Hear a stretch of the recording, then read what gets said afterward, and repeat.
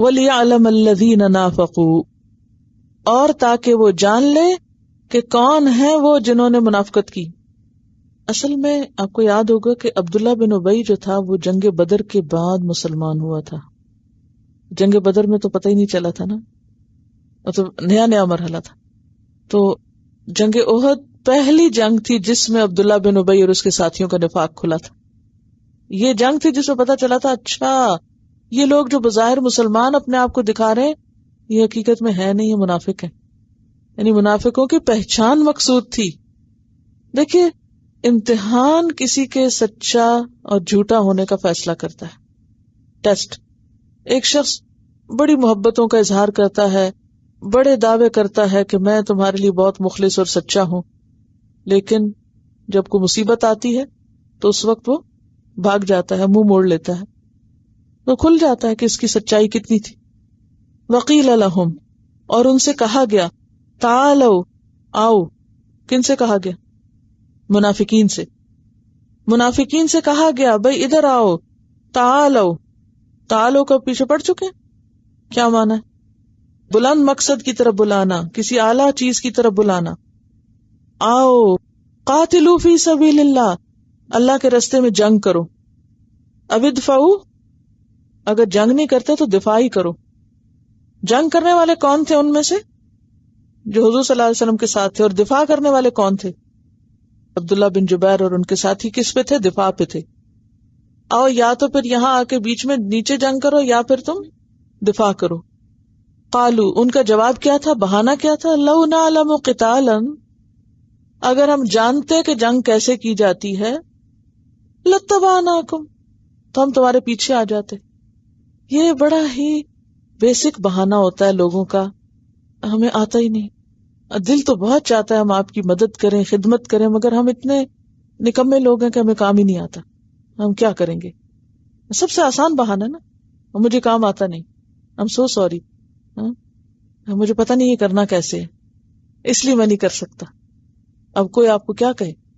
وہ کہے نہیں پھر بھی کرو، نہیں آتا تب بھی کرو. کہہ سکتا کوئی پھر اگلا دوسرا شخص کو کام کہے گا اس کے بعد آپ کو؟ جب آپ یہ کہہ کے ایکسکیوز کر لیں I'm sorry مجھے آتا نہیں، تو پھر چپ ہی ہے. تو منافقین نے کیا بہانہ کیا؟ لو نعلم قتالا لاتبعناکم، اگر ہمیں جنگ کرنی آتی تو ہم بھی تمہارا ساتھ دیتے.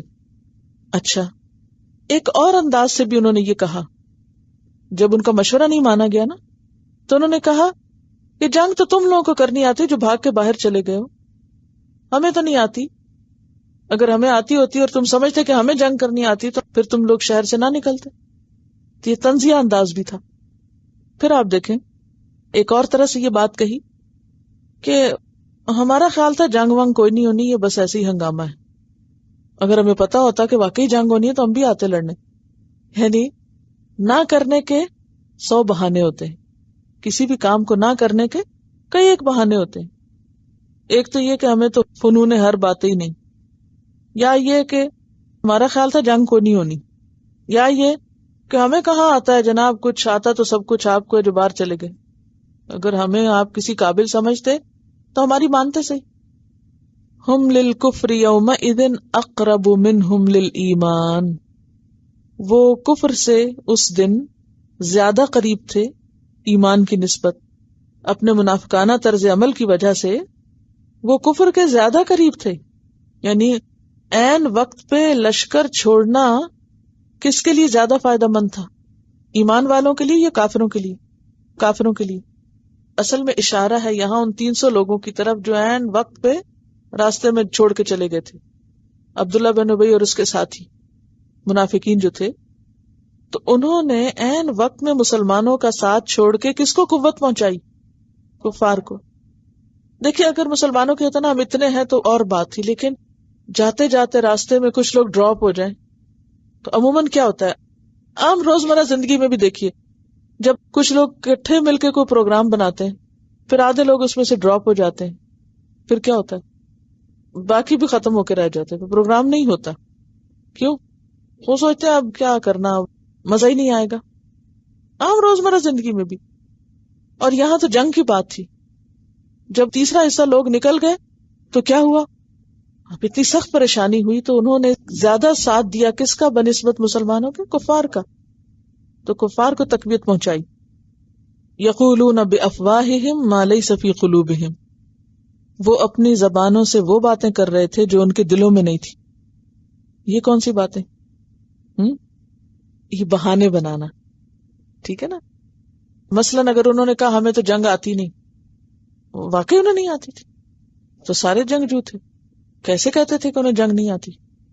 یا کیا واقعی انہیں یہ خیال تھا کہ وہ لشکر نہیں آئے گا کفار کا اور جنگ نہیں ہوگی؟ پتہ تھا جنگ ہوگی. تو یہ زبان سے جو باتیں کر رہے ہیں یہ محض بہانے بازیاں کر رہے ہیں. یہ وہ باتیں نہیں جو ان کے دل میں. ان کے دل میں اصل میں کیا تھا؟ کیوں نہیں جنگ کی انہوں نے؟ مر جائیں گے اگر گئے وہاں. اور یہ چند لوگ اور ان کے 3000 کا لشکر آ رہا ہے تو بچنے کے نہیں، ہم کیوں مریں چل کے، یہی جائیں. یا یہ کہ ان کے دلوں میں کیا تھا کہ ہم ساتھ چھوڑ جائیں، یہ مسلمان ختم ہوں اور یہ جو جھگڑا چلا اسلام کفر کا یہ سارا جھگڑا ہی پاک ہو. تو ان کے دلوں میں تو اور خطرناک منصوبے تھے مسلمانوں کو نقصان دینے کے. تو یہ اوپر اوپر سے بہانے بازیاں کر رہے تھے، اندر تو سخت نفرت تھی مسلمانوں سے. واللہ اعلم بما یکتمون، اور اللہ خوب جانتا ہے جو کچھ وہ دلوں میں چھپا رہے تھے. سچے مومنوں کی قرآن میں جو تعریف کی گئی ہے وہ کیا ہے؟ سورۃ الحجرات آیت 15، انما المؤمنون الذین آمنوا باللہ ورسولہ ثم لم يرتابوا وجاہدوا باموالہم وانفسہم فی سبیل اللہ اولئک ھم الصادقون. بے شک مومن تو وہ لوگ ہیں جو اللہ اور اس کے رسول پر ایمان لائے اور پھر انہوں نے کوئی شک نہیں کیا. کس میں؟ اپنے ایمان میں کسی شک کو شامل نہیں ہونے دیا. وجاہدوا باموالہم وانفسہم، اور انہوں نے اس مشن میں اپنی جانیں اور مال لگا دیے. فی سبیل اللہ، ایسے لوگوں کے لیے اللہ تعالیٰ کیا فرماتے ہیں؟ اولئک ھم الصادقون، یہ لوگ ہیں سچے.